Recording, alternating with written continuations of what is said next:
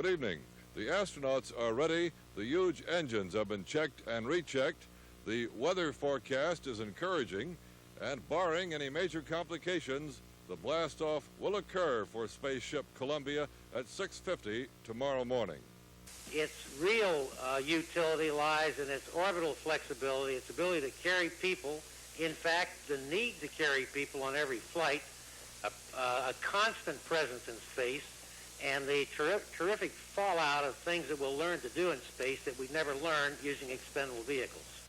The Columbia is a marvel of technology if it works. The shuttle has 3 different types of fuels and engines, including rocket boosters, which jettison from the spacecraft, and a huge fuel tank, which also separates when empty. The basic ship is the size of a DC-9, designed to take men and materials into space and then return to Earth, landing like a conventional aircraft. Later crews will be larger, but there are 2 astronauts going up on the maiden flight. John Young is 50 years old, a 4-time space veteran, and commander of the Columbia. Bob Crippen is a 43-year-old naval officer who has been waiting 15 years for a chance to lift off. He will be at the controls of the shuttle. Both men have been through extensive training on what to do if the craft develops serious problems just before the launch. It would take 60 seconds to get out of the cockpit. They would then scramble to a bucket and wire device which would bring them down 190 feet from the platform. Because this is the first ship, NASA has installed ejection seats for the Columbia crew.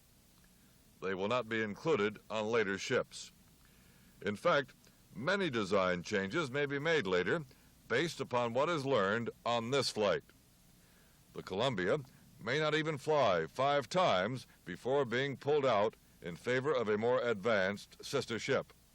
John Young and Bob Crippen spent this morning practicing landings in simulator jets at the 3-mile-long strip here at the Cape. That airstrip will be used only if an emergency occurs aboard the Columbia shortly after liftoff from here.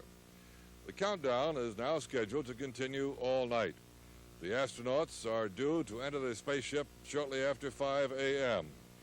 Everyone here is hoping that shortly after dawn, Americans will again be headed back into space for the first time since 1975.